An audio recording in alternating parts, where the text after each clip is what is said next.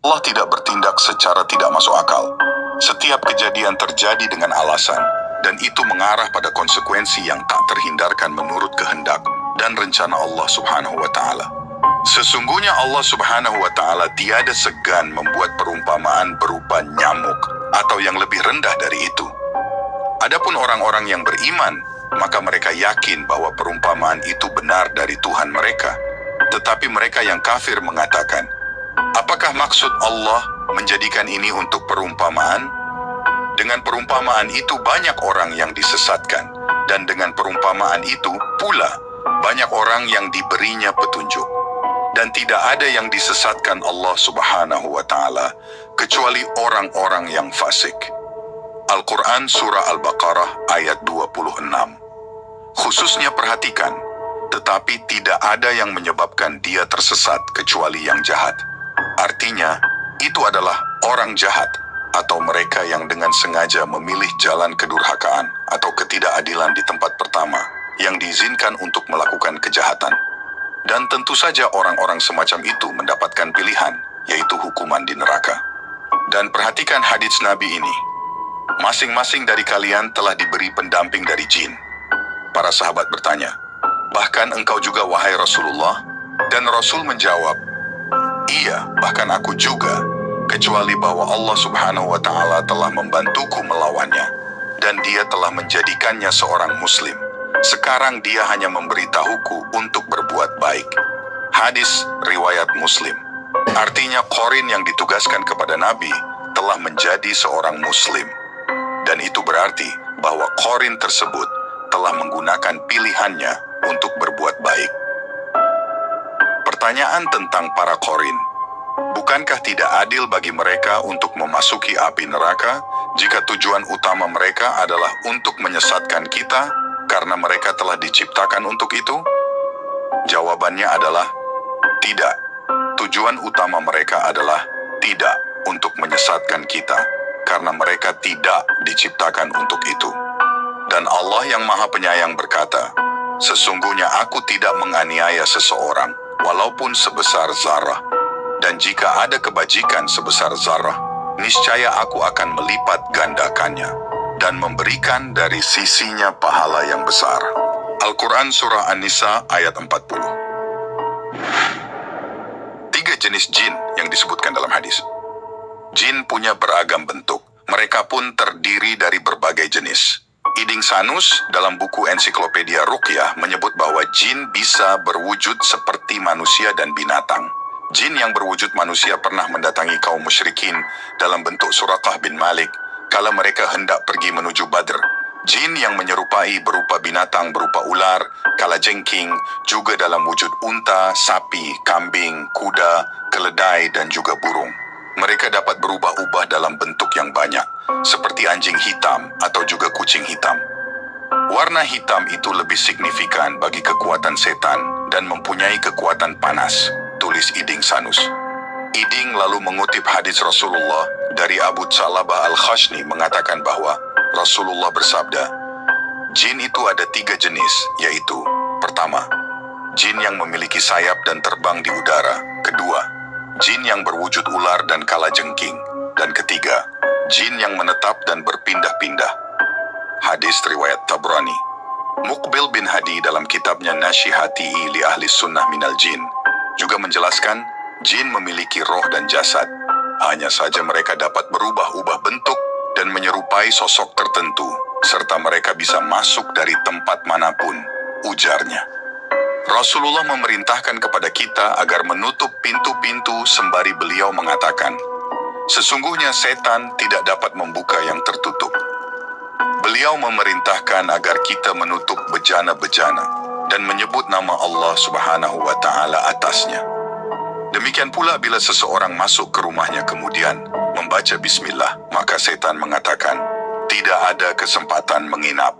Jika seseorang makan dan mengucapkan bismillah, maka setan berkata, tidak ada kesempatan menginap dan bersantap malam.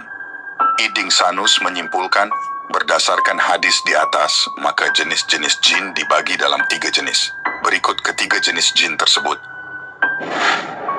Ke-1, jenis jin bersayap dan terbang di udara. Menurut Menurutnya, jenis jin yang mempunyai sayap dan bisa terbang mayoritas mendatangi dan mengganggu orang yang belajar ilmu kanuragan, kesaktian, ilmu kekebalan, tenaga dalam, dan yang belajar ilmu thorikot, tasawuf, para dukun, paranormal, tukang sihir, dan sebagainya.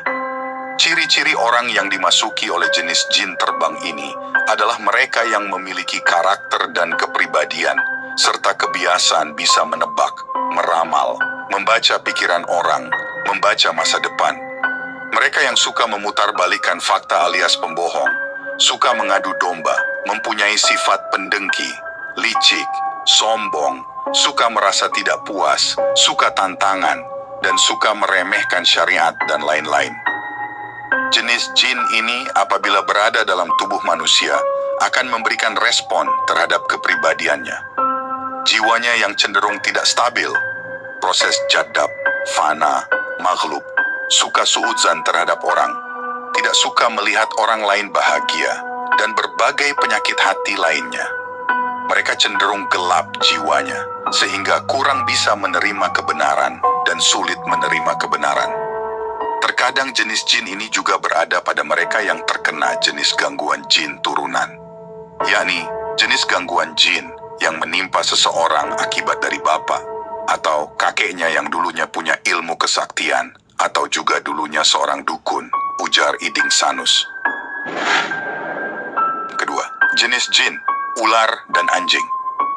Jin jenis ular dan anjing serta berbagai jenis binatang jelmaan jin yang lainnya menurut kitab Wiqayatul Insan, karya Syekh Wahid Abdus Salam Bali, itu adalah bentuk aslinya, yakni bentuk nyata dari penjelmaan, bisa dilihat dan disentuh, bukan bentuk pencitraan, yaitu jenis jin ular yang berwarna hitam dan anjing yang berwarna hitam. Karena pada hakikatnya, manusia tidak bisa melihat bentuk asli jin yang sebenarnya, katanya. Dapat dijelaskan dalam Manaqibusi Sayafi'i dengan sanadnya dari Ar-Rabi yang diriwayatkan oleh Baihaqi. Al-Hafiz menyatakan, aku mendengar Syafi'i berkata, barang siapa yang mengaku melihat jin, maka kami batalkan syahadatnya kecuali Nabi. Ibnu Hajar Asqalani mengatakan, hal ini berlaku bagi mereka yang mengaku melihat jin dalam bentuk aslinya.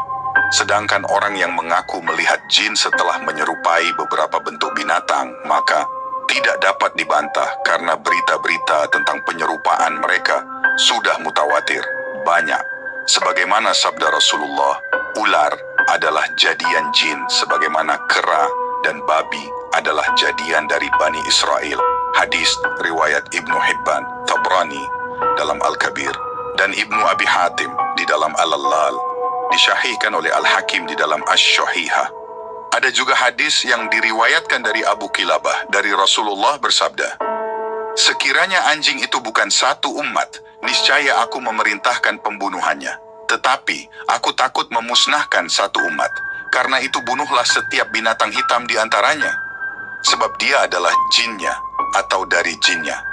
Hadis riwayat Muslim dalam Kitabul Musaqat Hadits nomor 48. Terdapat juga di dalam Syahih Muslim hadis dari Abu Dzar bahwa Rasulullah bersabda, apabila salah seorang di antara kalian berdiri sholat, maka hendaklah dia membatasinya dengan sutra, pembatas. Jika di hadapannya ada seperti ekor binatang, jika tidak ada di hadapannya seperti ekor binatang, maka sesungguhnya sholatnya bisa batal karena keledai wanita dan anjing hitam. Saya bertanya, wahai Abu Dzar, mengapalah anjing hitam dibedakan dari anjing merah atau anjing kuning segala? La menjawab, wahai anak saudaraku, saya bertanya kepada Rasulullah, sebagaimana kamu bertanya kepadaku. Lalu beliau bersabda, anjing hitam adalah setan. Hadis riwayat Muslim. Ibnu Taimiyah dalam Risalatul Jinni menyatakan bahwa anjing hitam dalam hadis di atas setan, anjing dan jin. Dia menyerupai warna beberapa bentuk. Demikian juga dengan bentuk kucing hitam karena warna hitam lebih bisa menghimpun kekuatan-kekuatan setan daripada warna lainnya, di samping karena warna hitam menyimpan daya panas. Selanjutnya Ibnu Taimiyah juga menyatakan, Jin bisa menyerupai bentuk manusia dan binatang, seperti ular, kalajengking, onta, sapi, kambing, kuda, bighal, keledai, burung, dan anak keturunan Adam.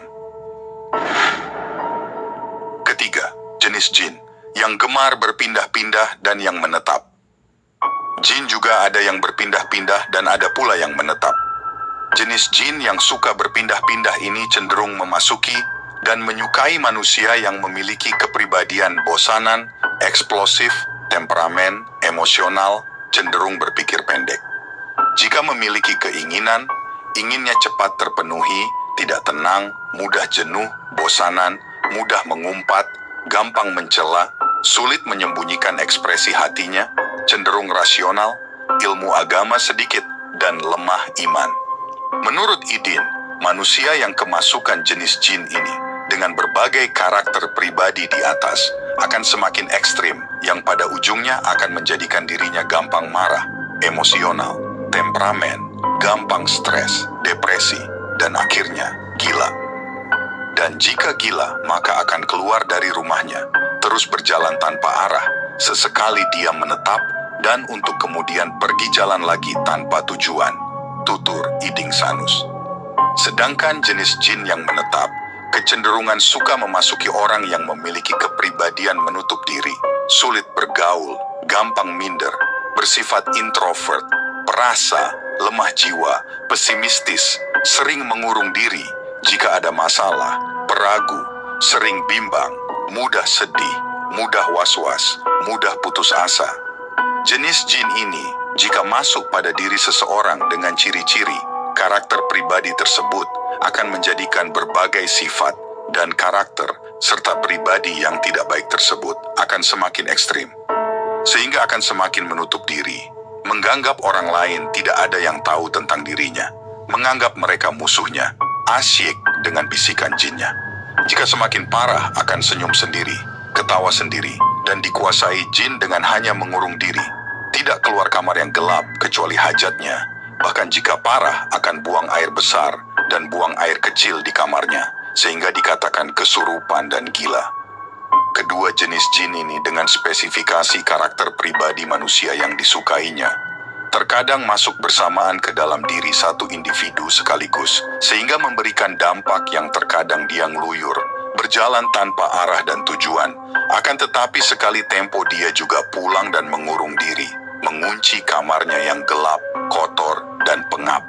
Dan terkadang pula dalam waktu bersamaan berbagai jenis jin terbang, menetap dan berpindah-pindah, ada pada diri seseorang dengan karakter dan kepribadian, serta sifat-sifat yang mencakup seluruh atau sebagian besar dari karakter, kepribadian, dan sifat tersebut di atas. Contoh pribadi yang mewakili kasus ini adalah mereka yang profesinya sebagai dukun. Dari ketiga jenis jin tersebut, menurut Iding Sanus, dua jenis yang pertama memiliki kemampuan untuk berubah-ubah bentuk atau menjelma menyerupai manusia dan binatang dalam pencitraan. Ketika jin itu berada dalam tubuh manusia, akan mencitrakan dirinya dengan berbagai bentuk, baik itu bentuk manusia maupun berbagai bentuk binatang, ujarnya. Demikianlah pembahasan kita kali ini. Jika dirasa ada yang kurang paham, dimohon untuk mengulangi video ini atau di bagian tertentu untuk dipahami kembali. Akhir kata, wassalamualaikum warahmatullahi wabarakatuh.